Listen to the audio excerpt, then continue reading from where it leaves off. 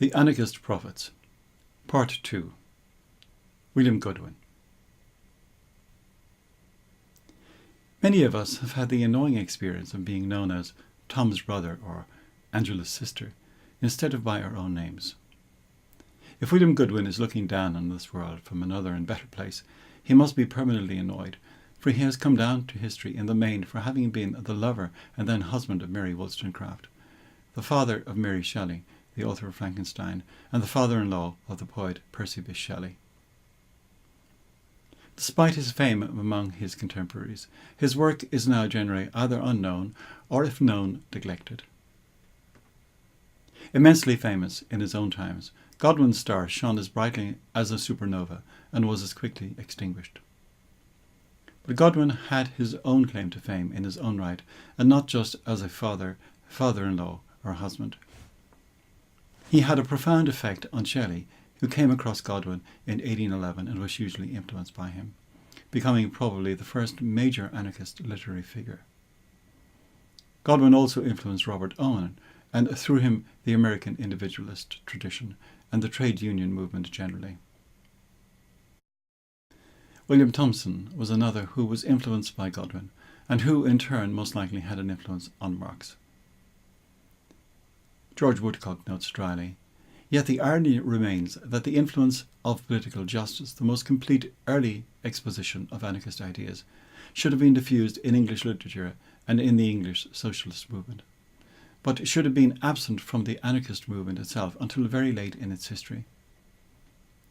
For Stirner and Proudhon do not take up where Godwin left off. Each of them begins anew on his own road to freedom." If Mark Philp is to be believed, Godwin was the first philosophical anarchist. The vindication of this claim lies in Godwin's authorship of An Inquiry Concerning Political Justice. The French Revolution was the occasion for the production of the Inquiry, but Godwin's ideas long predated the stirring events in Paris. He had a lifelong belief in the natural equality of all men, such that if one man were in the power of another, it could only be the result of conquest or convention. He didn't, in fact, describe himself as an anarchist because, for him, this term had a purely negative connotation. He believed that society was natural and capable of functioning without government. He argued for decentralization and a voluntary sharing of goods, and the means by which this desirable state of affairs was to be achieved was by education or propaganda, not political action.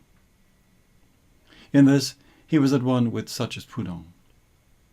However, whether he was the first philosophical anarchist or not, Godwin's work certainly displays some themes and not a few arguments that have become staples in libertarian and anarchist writings. Godwin believed that the character of human beings is completely determined by their social environments. It's not easy to see logically how this could be so, but that is the position he held. Man may not be perfect, but he is perfectible, capable of indefinite improvement. Change the social environment, and you change men. A simple life would be conducive to the proper moral formation of all, and would lead, eventually, to the elimination of crime and antisocial behaviour generally, and even war. Godwin has a deep, if to 21st century eyes, naive faith in the power of education. As later would Proudhon and Tolstoy, he places his faith in the power of reason to persuade men to adopt a proper perspective on social and political matters. Persuasion, however, is an individual matter and not a matter of collective policy formation. If people's opinions could be changed, he thought, then all would be remediated. Given the power of education to form or deform man, Godwin is anxious that such power should not be in the hands of the state, and he writes, "The project of a national education ought uniformly to be discouraged on account of its obvious alliance with the national government." Government is the most significant element in our social environment, and it is not, Godwin believes, one for the good. Godwin retains an Enlightenment faith, one can only describe it as faith, in the power of reason, promoted by education, to govern human life, and foresees the eventual disappearance of any need for force and hence any need for government. Some 200 years and several devastating wars and social catastrophes later, it is difficult to sustain such an optimistic and irrational faith. All of us, anarchists included, are obliged to make provision for the prevention and control of injustice. But anarchists would agree with Godwin that the state is not the appropriate means by which this is to be done.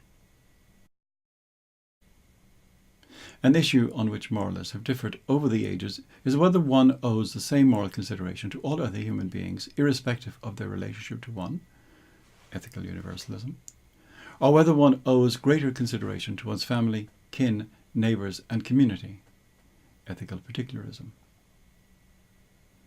Among ancient Chinese thinkers, Mozi was an ethical universalist, Confucius an ethical particularist. Godwin is an ethical universalist. He writes, "Does any person in distress apply to me for relief? It is my duty to grant it, and I commit a breach of duty in refusing." For Godwin, how far do my obligations extend? As far, he thinks, as they may reach without injury to myself. He writes, "But how much am I bound to do for the general weal, that is, for the benefit of the individuals of whom the whole is composed?" And he answers, "Everything in my power." He even goes so far as to say that if my death should promote the general good more than my life, I should be content to die. Can he really be serious? Everything in my power? My death? If I were to take everything that I have and give it to the poor, all the poor, and not just those that happen to be near me, everybody would benefit by approximately 0.000000001 cent, or perhaps not even that much. The result would be my complete impoverishment and the practical enrichment of no one else. We might call this the Mrs. Jellyby effect, after the character in Charles Dickens's Bleak House, who devotes all her time and energy, and the unpaid labour of her daughter, to relieving the plight of the natives of Buri Gulaga on the left bank of the Niger. What's wrong with that, you might wonder? The problem is that Mrs. Jellyby's ineffectual telescopic philanthropy is achieved at the cost of a filthy home, ragged and underfed children, and a suicidal husband. Godwin doesn't believe that men have rights. He is a proto-utilitarian and thinks that what we tend to regard as rights, such as freedom of speech or conscience, are simply devices we need to help us find our way to moral truth. Rather than rights, we have reciprocal claims on one another. If there were such things as rights, then it would have to be possible for them to cohere, so that it would not be possible for one man's rights to clash with another's.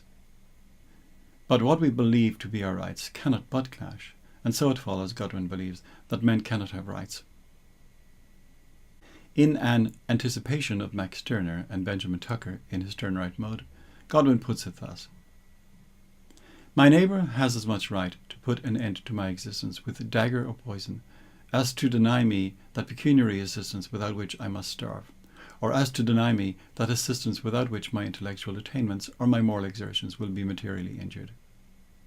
He has just as much right to amuse himself with burning my house or torturing my children upon the rack as to shut himself up in a cell, careless about his fellow men, and to hide his talent in a napkin."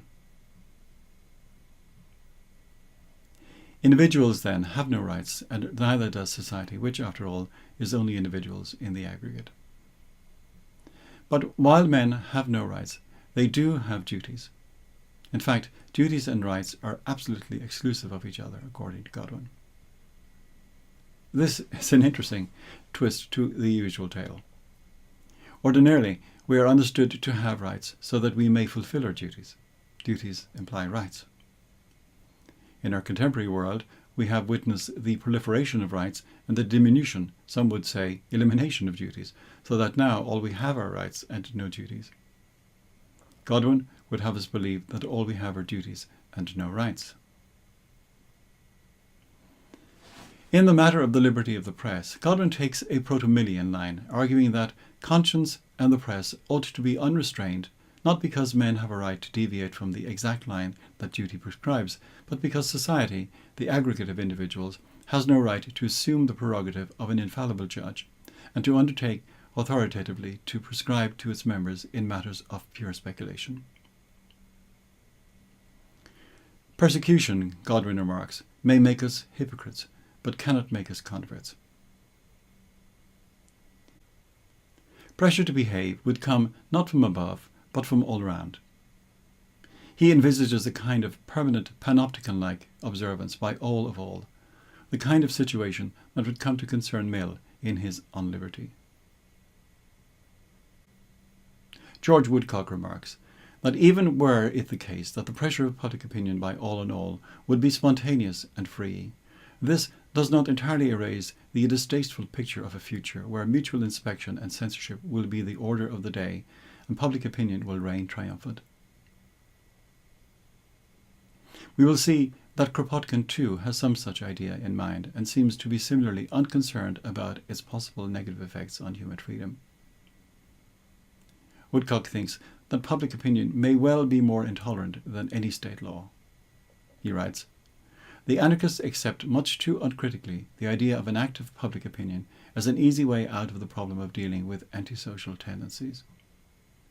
Few of them have given sufficient thought to the dangers of a moral tyranny replacing a physical one, and the frown of the man next door becoming as much a thing to fear as the sentence of the judge." I can accept that there are dangers here, as Woodcock points out.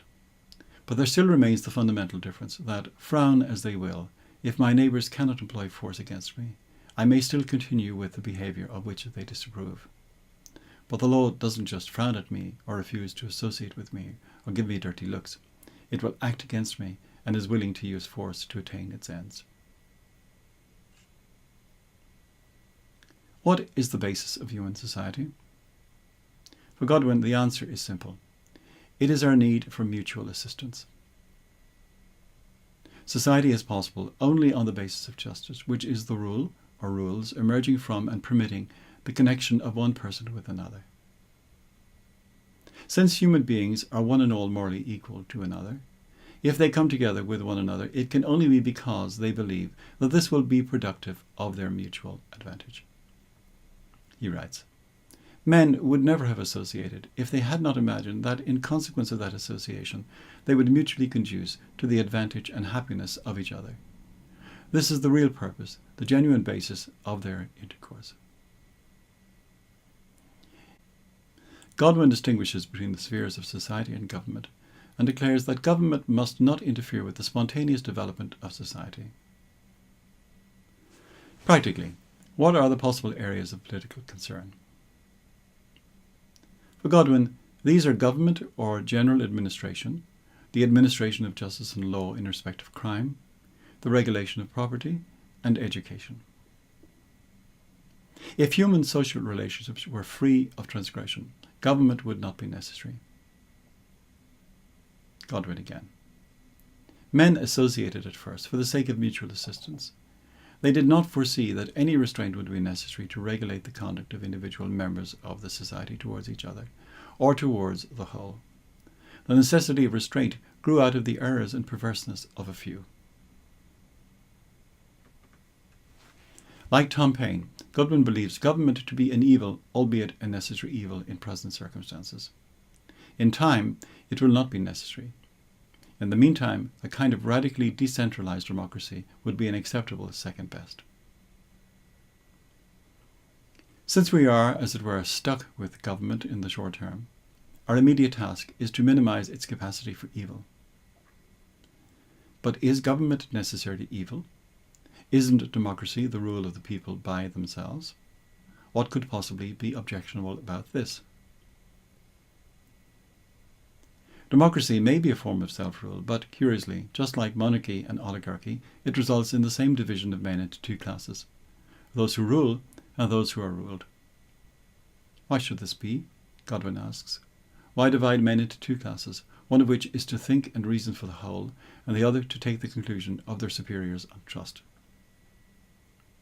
This distinction is not founded in the nature of things. there is no such inherent difference between man and man as it thinks proper to suppose. Even in politics, size matters. The bigger the state, the worse it is likely to be. Godwin writes, "Great, complex, centralized states are harmful and unnecessary for the good of mankind. As they dissolve, localized forms of administration should take their place, in which the disadvantages of government may immediately be mitigated by a diminished scope for ambition." In the small communes or parishes, as Godwin calls them, little legislation would be needed, and there would be maximal participation in local administration. Offences against justice could be dealt with by a system of juries who could also provide arbitration when necessary. In emergencies, parishes might need to cooperate, but such cooperation is not without its own dangers, not least that of the temptation for delegates to form parties that would tend to further their own ambitions at the expense of their parishes. Governments are responsible for many of the evils that afflict society, according to Godwin. "May it not happen," he writes, "that the grand moral evils that exist in the world, the calamities by which we are so grievously oppressed, are to be traced to political institutions as their source, and that their removal is only to be expected from its correction. May it not be found that the attempt to order the morals of mankind singly and in detail is an injudicious and futile undertaking, and that the change of their political institutions must keep pace with their advancement in knowledge, if we expect to secure to them a real and permanent improvement. To prove the affirmative of these questions shall be the business of this first book." Bold comments. William Godwin was plainly a doctrinaire, yet his criticism of government has justice. Whatever the psychological miscalculations on which his remedies are based, and however fatuous his belief in the rationality of mankind, who can deny the vast iniquities which he so briskly pointed out? Government, however necessary in the short term, is ultimately invalid, and no man of morals should associate with it. Godwin sketched a kind of communal association of leaderless units as the basic pattern for a libertarian society, another idea that was to resonate through libertarian and anarchist circles. Woodcock says of the inquiry that it anticipates the various facets of the libertarian point of view with astonishing completeness, so much so that it still remains one of the most thorough expositions of anarchistic beliefs. The tendency of authority, all authority, is to destroy life, so that the sooner political government is dissolved, the better. With what delight must every informed person of mankind look forward to the dissolution of political government, writes Godwin, of that brute engine which has been the only perpetual cause of the vices of mankind, and which has mischiefs of various kinds incorporated with its substance, and not otherwise to be removed than by its utter annihilation. Godwin considers three possible justifications of political authority: force, divine right, and contract. Force, Godwin dismisses immediately. If force were a sufficient justification for government, it would make every extant government to be right merely because it exists. Divine right as a justification for government, Godwin also dismisses, pointing out, as Hume did, that it justifies all governments of whatever character, unless and until we can discover a criterion that will enable us to distinguish between those governments of which God approves and those of which he doesn't. Of the three contenders, that leaves only contract to be considered. He asks, who are the parties to this contract? For whom did they consent? For themselves only, or for others? For how long a time is this contract to be considered as binding? If the consent of every individual be necessary, in what manner is that consent to be given? Is it to be tacit or declared in express terms? Godwin's objections to the contract theory are that a man cannot be bound by a contract entered into by his progenitors. Contracts bind only those who are privy to them. Is acquiescence sufficient? No. Making a point later echoed by, among others, Lysander Spooner, Godwin remarks, if acquiescence justified government, then every government that is quietly submitted to is a lawful government, whether it be the usurpation of Cromwell or the tyranny of Caligula. Acquiescence is frequently nothing more than a choice on the part of the individual of what he deems the least evil. Even if I were to enter explicitly into a contract, well, how long is this contract supposed to subsist? For life? And if not for life, for how long? And just what indeed am I contracting to? Should I not know the terms and conditions, all of them? If I am to be bound by law, should I not be presented with all the laws of the states? What then can be more absurd than to present to me the laws of England in 50 volumes folio and call upon me to give an honest and uninfluenced vote upon their whole contents at once? And am I deemed to have subscribed to laws yet to be made? Finally, if I refuse to contract, how can I be bound? If the people, or the individuals of whom the people is constituted, cannot delegate their authority to a representative, neither can any individual delegate his authority to a majority in an assembly of which he is himself a member. Godwin concludes, "No consent of ours can divest us of our moral capacity. This is a species of property which we can neither barter nor resign, and of consequence it is impossible for any government to derive its authority from an original contract." Well, if force, divine will, and contract are the only possible grounds of government, and all are to be dismissed, this seems to leave us only with the option of anarchy. Well, not quite. Government can, after all, be justified, according to Godwin. He manages to combine what is, in effect, a utilitarian conception of the function of government with a touch of Rousseau. Government exists for a mutual benefit. It is proper, then, that each man have some share in directing the common affairs of all.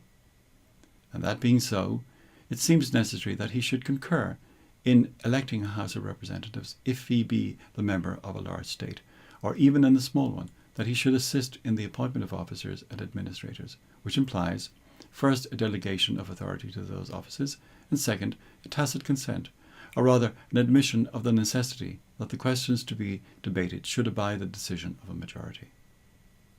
Now wait a minute. Didn't Godwin reject delegation and consent in his criticism of contract?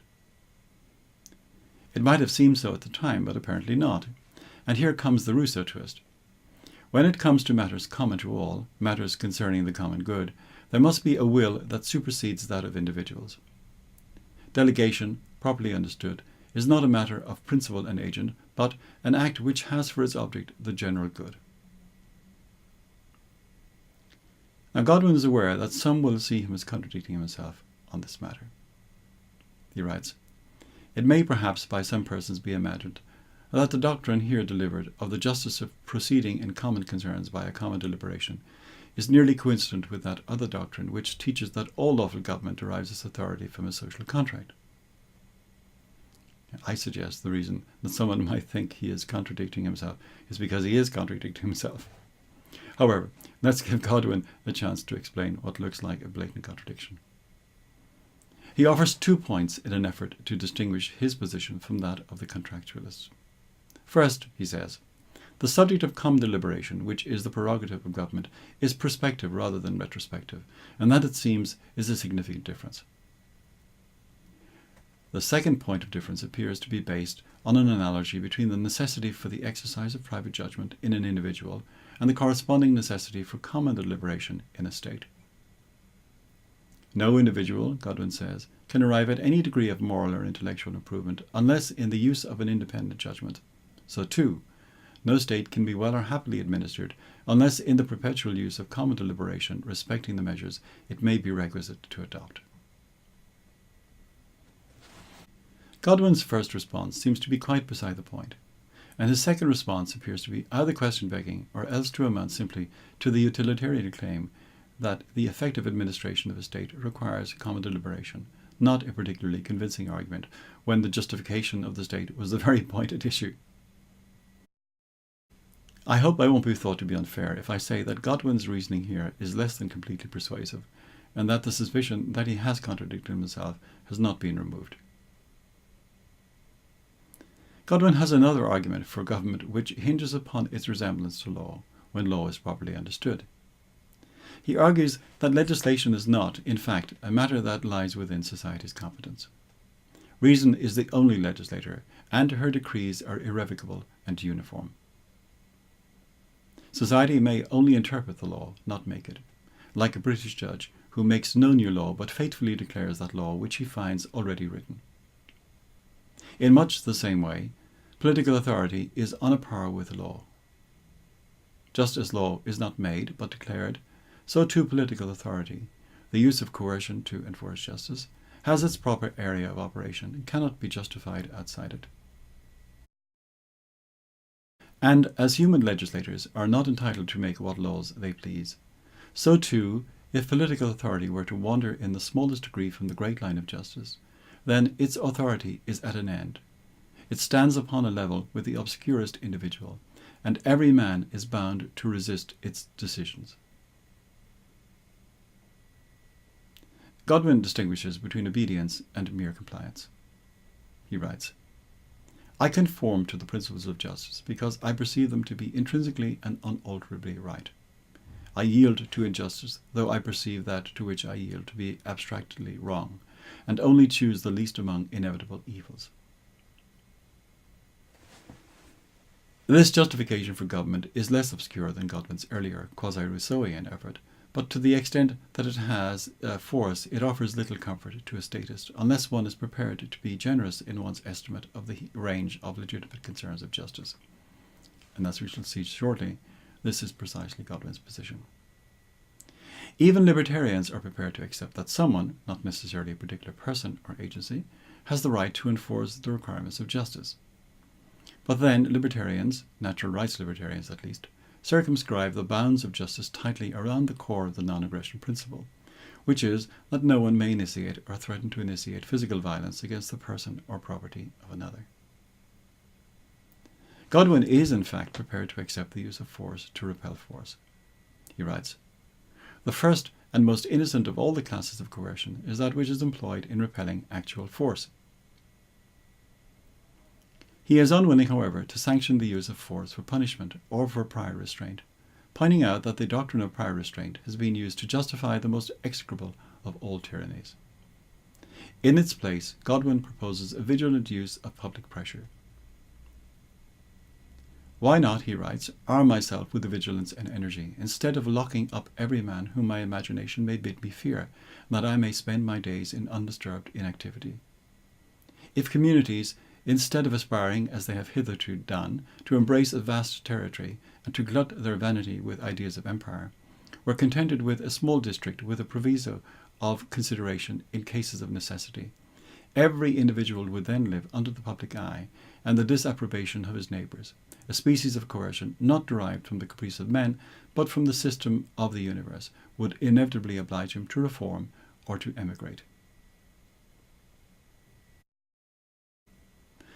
There are a number of interesting points in this passage.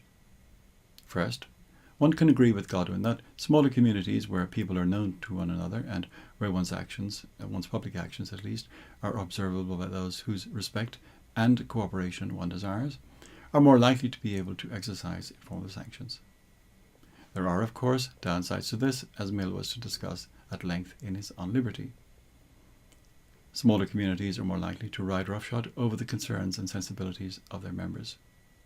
Historically, in small communities, the options of reformation or emigration were, in fact, the operative conditions and were substantially effective. However, until such time as our present-day gigantic states are resolved into local self-governing communities, and even when they are, it may be necessary to exercise restraint on those with an insufficient appreciation of the difference between meum and tuum. In the end, and despite his reservations, Godwin is sufficiently a realist to recognize that coercion, as he calls it, may sometimes be necessary. "I ought," he says, "to take up arms against the domestic spoiler, because I am unable either to dissuade him to desist, or the community to adopt a just political institution, by means of which security might be maintained consistently with the abolition of coercion." The critic might object that recourse to self-help must lead to anarchy. Godwin accepts that if in our present circumstances a country's government were suddenly to be dissolved, we would be relieved of some evils only to be visited by other, more severe evils. We should, he says, have all the evils attached to a regular government, at the same time that we were deprived of that tranquillity and leisure which are its only advantages. However that may be, he thinks, anarchy is not necessarily worse than despotism, not least because despotism is perennial, while anarchy is temporary. Moreover, anarchy would tend to induce a certain energy and wakefulness in people, and foster a spirit of independence. In fact, mankind has lived in the state of anarchy not only in pre-civil societies, but also periodically in times of revolution, even in historic times. Anarchy is, Godwin says, neither so good nor so ill a thing in relation to its consequences as it has sometimes been represented. In the next recording, I'll complete my account of Godwin before turning my attention to Stirner.